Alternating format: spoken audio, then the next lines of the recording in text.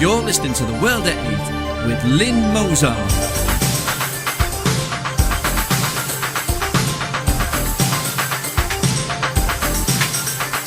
The World at 8, the number one in nationalist news.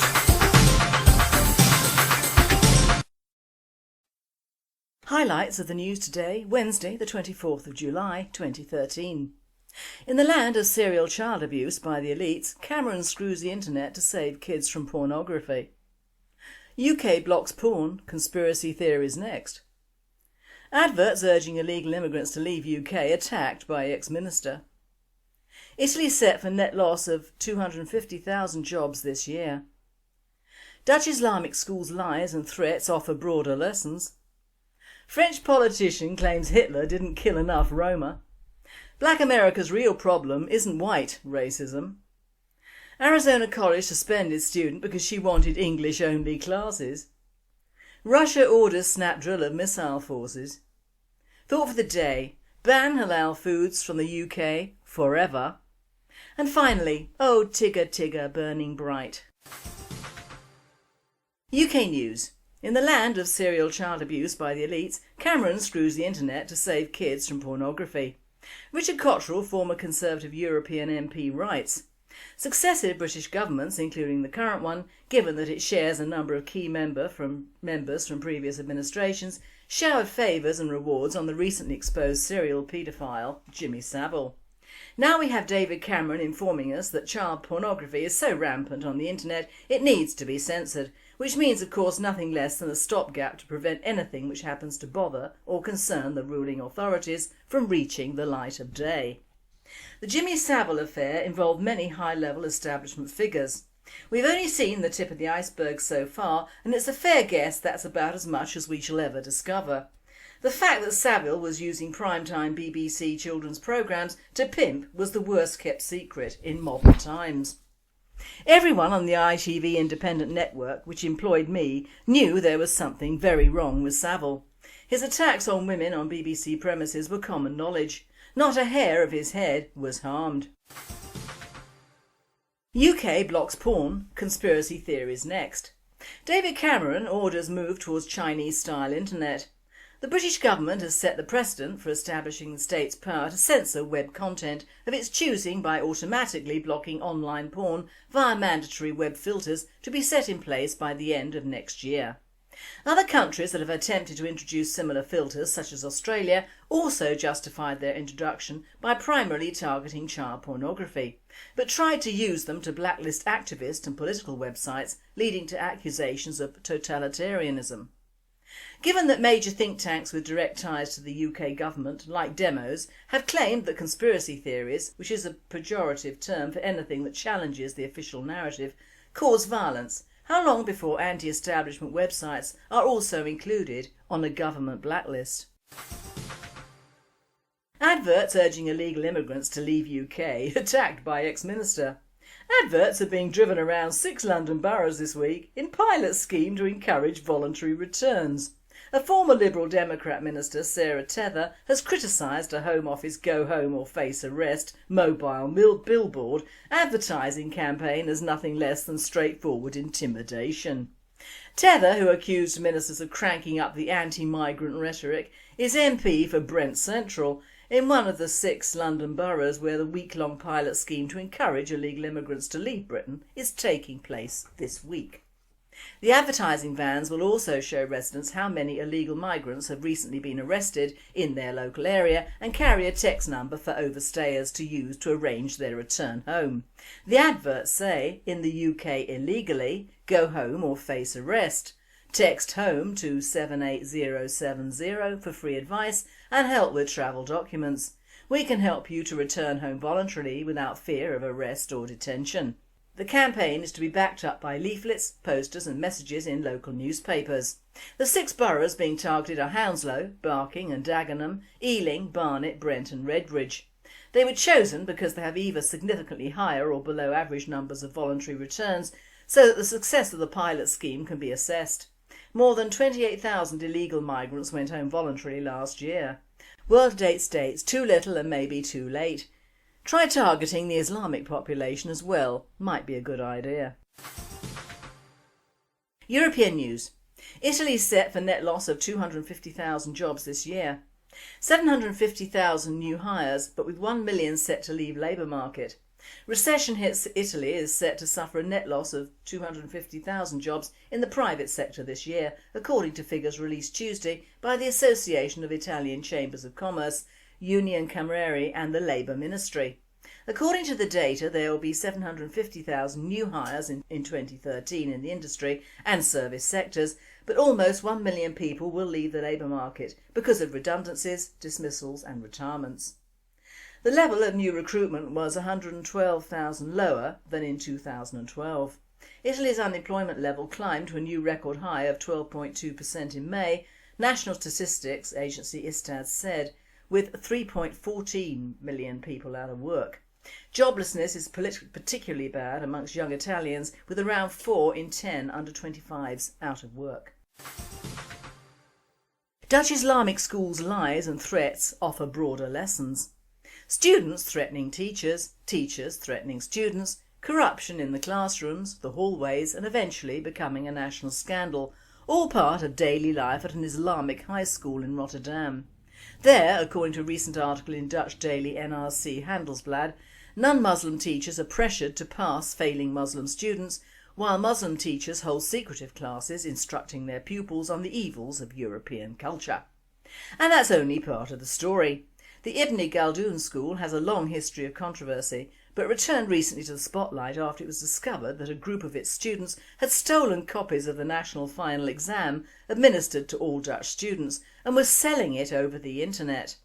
Dozens were found to have cheated, including at least one young woman who, having researched the answers, spoke them into her smartphone and played the recording during test taking, hiding the headphones under her hijab.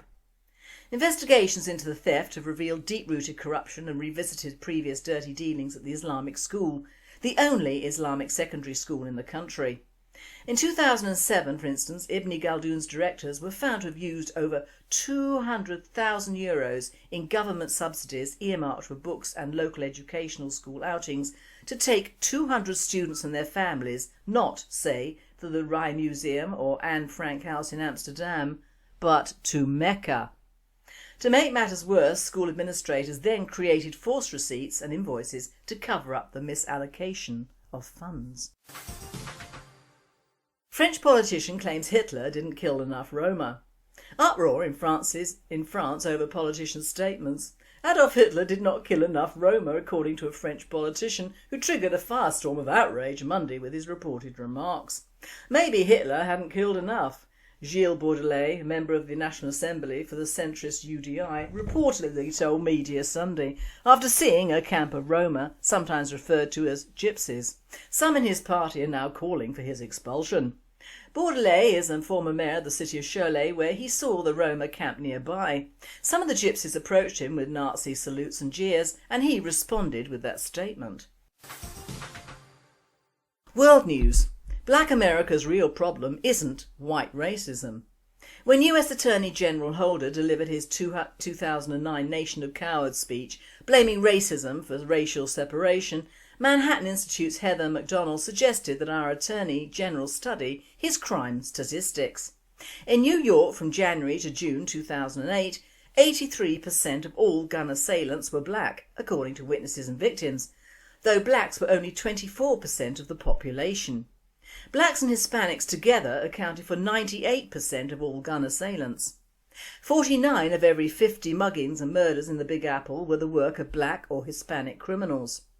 New York Police Commissioner Ray Kelly confirms McDonald's facts. Blacks and Hispanics commit 96% of all crimes in the city, he says, but only 85% of the stop and frisks are of blacks and Hispanics. And these may involve the kind of pat-downs all of us have had at the airport. Is stop and frisk the work of racist cops in New York, where the crime rate has been driven down to levels unseen in decades? According to Kelly, a majority of his police force, which he has been able to cut from 41,000 officers to 35,000, is now made up of minorities. World Today says, as is fast becoming the state in the UK, as our prisons can testify. Arizona college suspended student because she wanted English-only classes. A nursing student at Pima Community College has filed a lawsuit claiming that she was illegally suspended after she complained that her classmates were speaking in Spanish and orally translating English to Spanish so excessively that she was failing to learn. In early April, the student, Terry Bennett, formally requested a rule limiting classroom discussion to English. Nursing programme director David Kutzler allegedly responded by calling her a bigot and a bitch, reports Courthouse News Service. Kutzler allegedly charged that Bennett was discriminating against Mexican Americans and threatened to report her complaint as a violation of the school's policies against discriminatory behaviour and harassment. "You do not want to go down that road," he said, according to the filing. On April 22nd, Bennett received a suspension letter from the state-owned school. The charges levied against her included discrimination, stalking and bullying. She's also allegedly argued with a professor about the correct answer to a test question. Her indefinite suspension was to last until she receives counselling to improve her communication style and to learn to be less abrasive. 6 armed campus security officers promptly escorted her off PCC's Desert Vista campus. Bennett sued the community college and its board of directors in an Arizona state court under several causes of action, including harassment, breach of contract, retaliation, discrimination and violation of the Arizona Constitution. The college and its board of governors are the only defendants. Russia orders snap drill of missile forces. New manoeuvres follow largest military exercise since Cold War.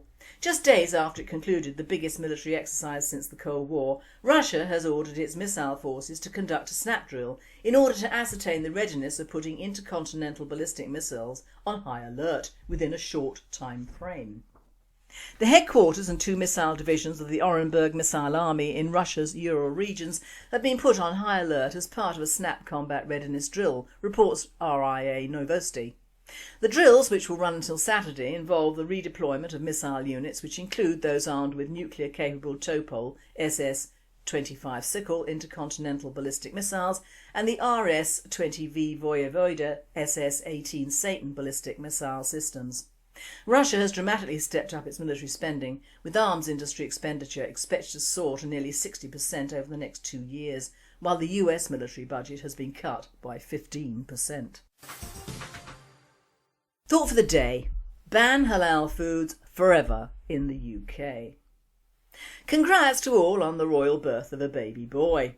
Thank God it was a boy, or else the purveyors of the new law, that of equality when it comes to thrones, need not come into play. When the guy on BBC Radio started to get all maudlin over Diana and the hope that this prince will become the people's prince like his grandmother, I switched off mentally. Despite sainthood being inflicted on Di, she was after all an ordinary woman with a desire to enjoy herself, and she belonged to the people just about as much as I, that is, not at all. She had no idea what it was not to worry over finances or the future, as very few in her position did or do so now. She, unlike most of the alive royals, received good publicity, most of it after her unfortunate death. Now another thing I noticed was that in the days of old, when there was a royal birth, the church bells used to ring out all over the land, and now they are noticeably absent. Why? In these multicultural days, surely our bells should be allowed to ring, or is this government completely at the beck and call of Islam, immigration and the EU human rights? If so, where are the rights of us Brits to listen to our own chimes?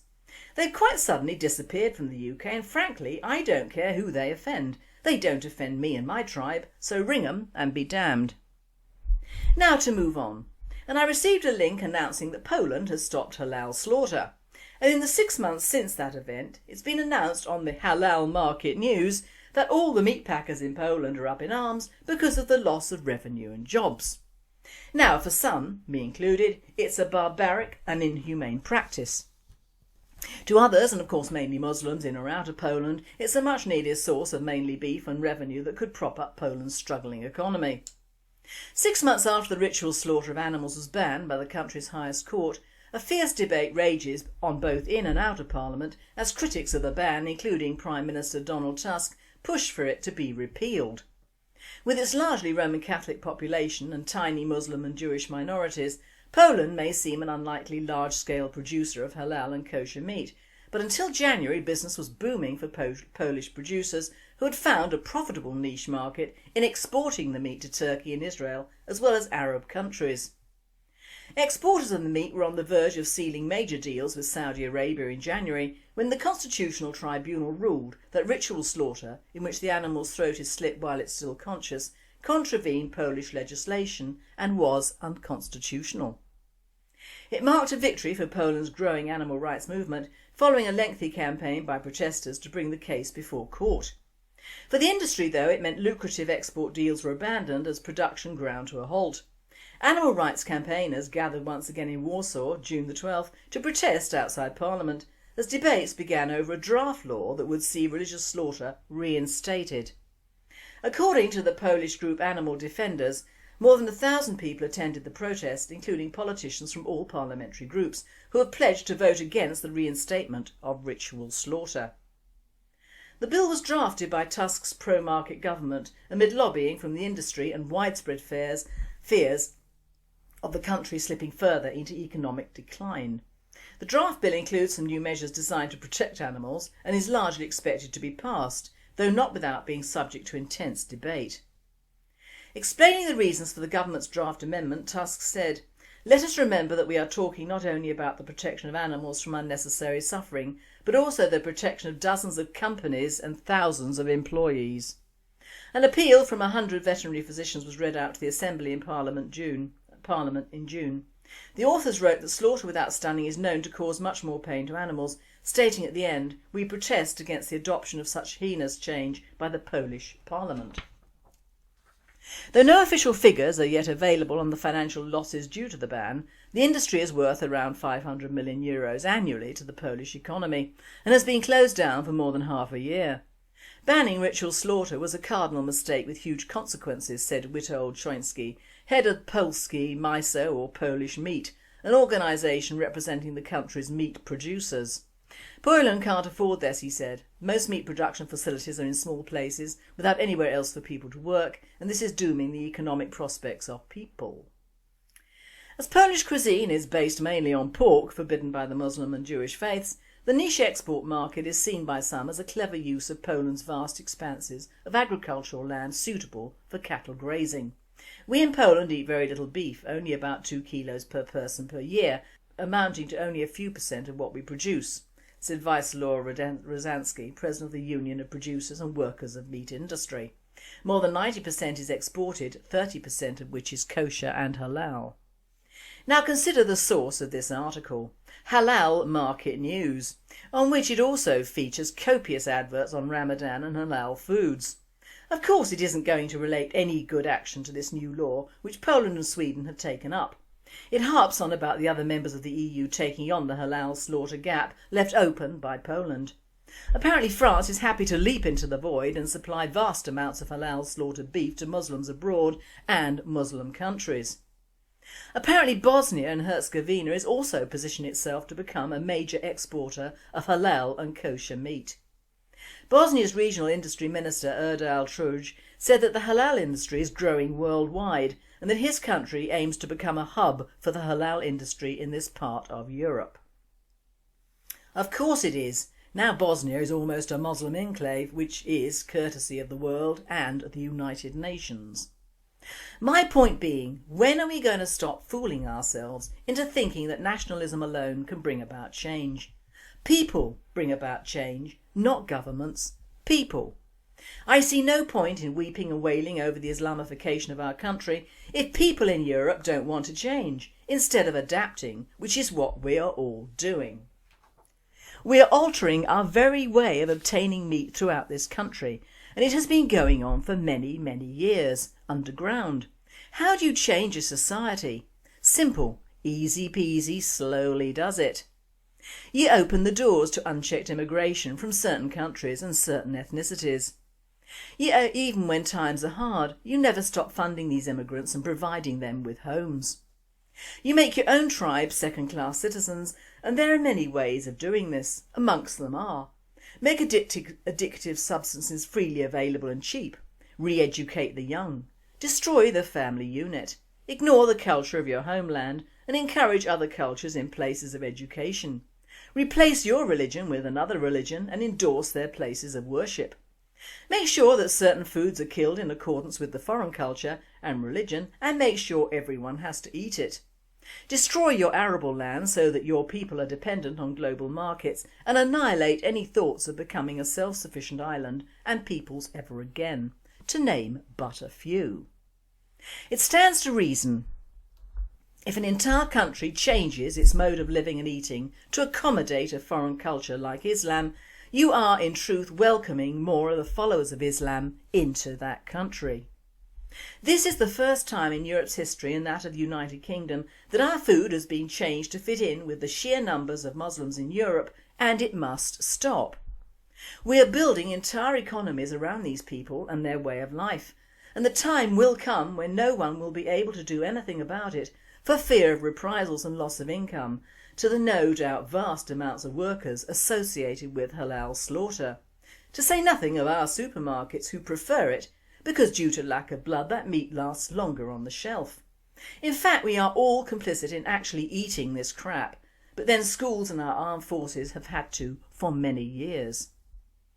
If we protest enough, then surely someone will stop this slaughter, which is horrific and foreign to us Brits. I know that we have several generations of people who don't really care as long as they can shovel something in their traps cheap enough to leave money for booze and fags.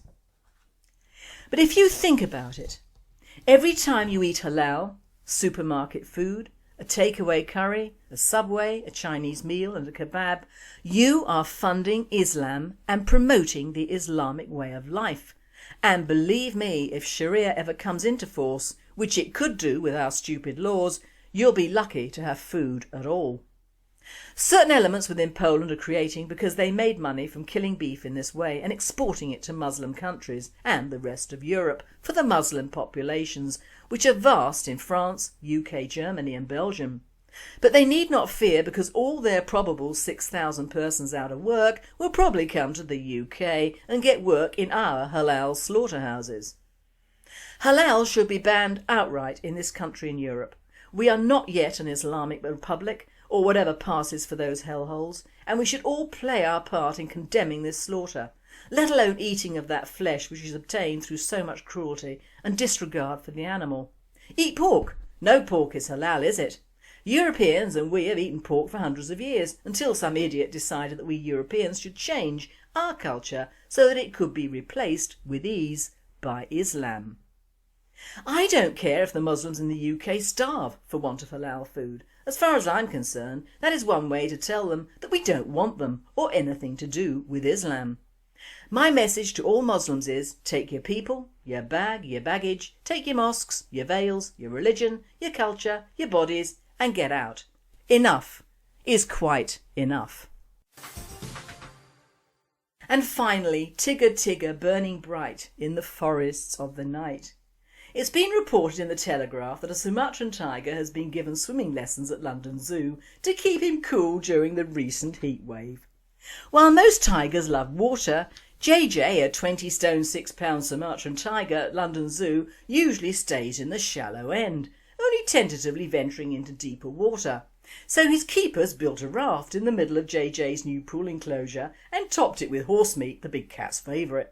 The new raft forms part of his daily enrichment, helping to encourage his natural behaviour, keep cool and strengthen his leg muscles.